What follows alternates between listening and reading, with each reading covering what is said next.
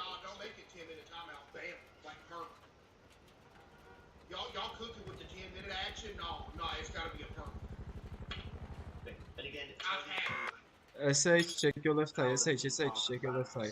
Respond to 1020. Safety record, there are actually multiple interesting contributing factors. Because many of the rides were pioneering at the time, often built out of wild imagination, SH, wake up. stringent SH. engineering and testing. It was difficult for the regulatory. By the way, real quick, y'all feel better about the Thank Goo you. Lagoon now?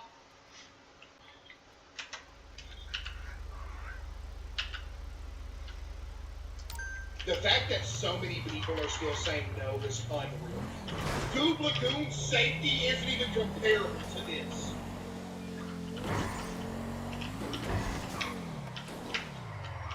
In case you're being dramatic, yo, idiot named Leah, I'll perma you too. What you talking about? Control action park rides, especially in the early days. In the past, smart test road not officially responded. What calling you an idiot, by the way? The actual username is idiot named Leah. Say that a special relationship existed between Action Park and the state, as the park was only ever fined once in its operating history. In fact, it's a humorous anecdote when the local government complained about the high demand for ambulances generated by Action Park. Gene simply bought the local hospital a new fleet of vehicles. Accident and injury. Oh! Fuck your mom, nigga. Fuck your mom.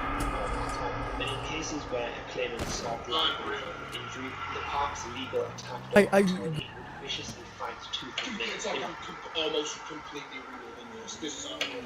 The fact it became difficult for victims to hire legal representation from the local lawyers, purely because they all knew just how hard Action Park would fight every single claim. I can't believe this is this. quite unusual for a business, but this is where we get to the downfall of Action Park.